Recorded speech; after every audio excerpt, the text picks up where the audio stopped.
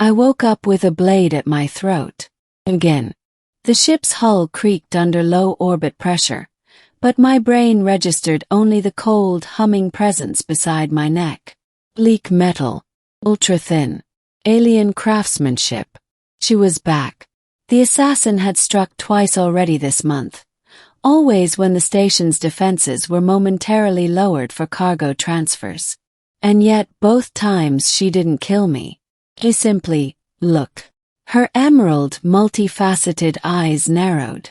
Her clawed fingers trembled on the hilt.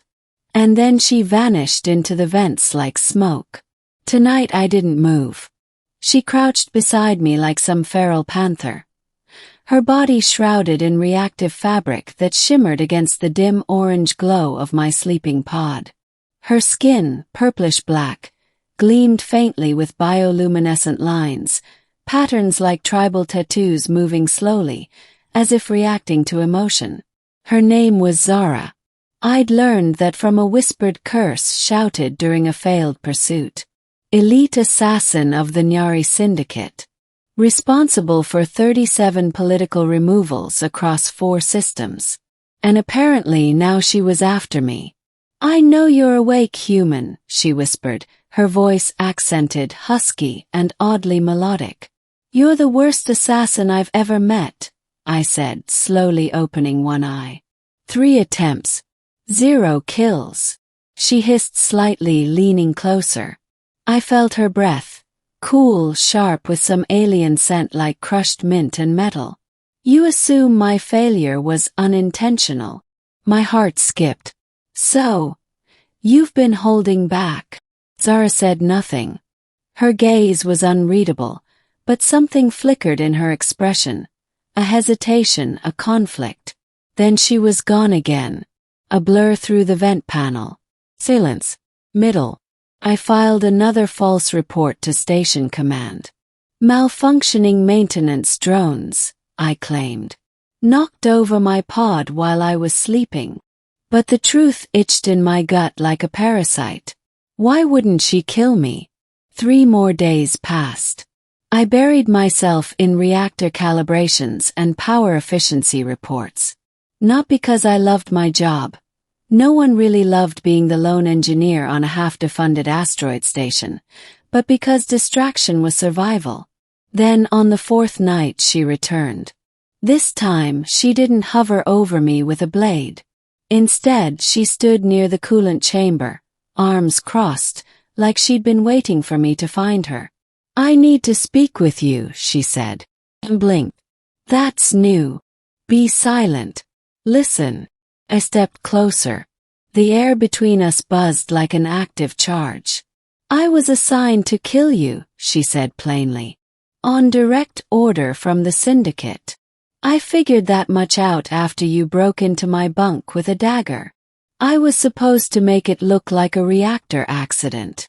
And instead you gave me insomnia for a month."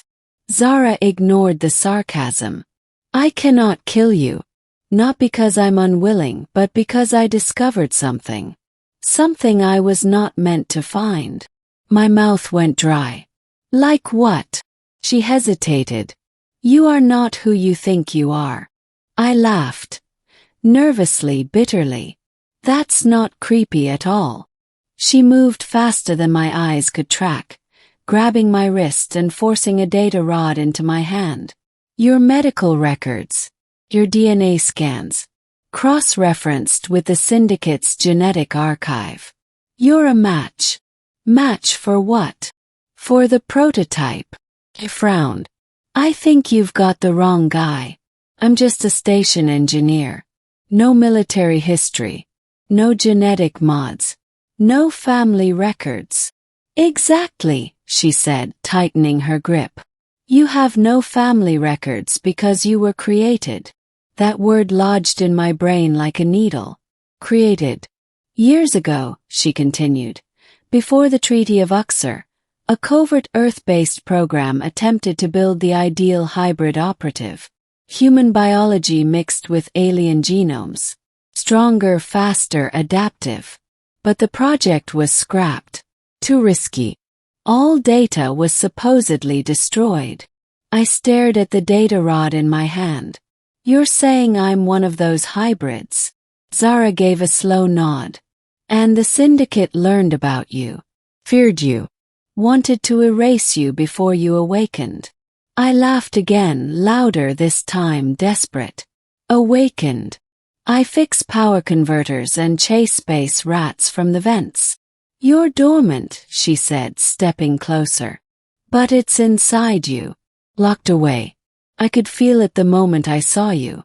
Your energy signature isn't entirely human. And you were sent to kill me. Before I could become a threat. Yes. Then why didn't you? There it was. The question that had been screaming in my brain for weeks. Zara looked down. The patterns on her arms glowed brighter, faster. Because I recognized your genome sequence, she whispered. It's nearly identical to my own. My breath caught. That's not possible. I am also a prototype. One of the failed sisters. I escaped before termination. Went into hiding. Became what I had to be. A silence fell between us. Thick with impossible revelations. You're my what? Sister. No, she said softly. Not in your terms. But our creators were the same. We were meant to work together. Meant to understand each other. I stepped back. My whole life had been a blank before age 12. A shuttle crash orphan story that conveniently explained everything. No memories. No photos. Just a name and a fabricated background. Why are you telling me this now? Because they know I hesitated, she said. They will send another. One who won't hesitate. And when they do, you'll need to decide whether to hide. Or to become what you were meant to be. Ending. The next week blurred. Zara disappeared again, but this time I knew she was watching. A silent guardian in the shadows. Meanwhile, I accessed the data rod. The files were real. Genetic breakdowns. Time-stamped records. Memos from a secret Earth-based lab called Project Helix. I wasn't just a hybrid. I was the last one. Designed to be a bridge between species. A living argument for peace. My body, dormant now, had the capacity to adapt, heal, learn at exponential rates. But it had been locked. Sealed behind biosafety keys. Then the Syndicate's backup assassin arrived. A 7-foot brute named Varn, built like a walking tank with obsidian skin and 4 arms. He docked during a fake cargo delivery and immediately tried to blow up my core reactor. Ran. I survived longer than I should have. Then Zara reappeared. She fought like a ghost. Blades, claws, precision. The 2 assassins clashed in the gravity-neutral cargo bay. Their movements a blur of grace and violence. But Varn was stronger. He caught her mid-leap and slammed her into a bulkhead. I screamed. Something inside me broke. Charged. No plan. No weapon. Just instinct. And then, time slowed. My vision sharpened. My muscles responded before thought. I caught Varn's strike midair. Bones didn't break, they reinforced. I twisted. I fell. Zara stared from the floor, bleeding.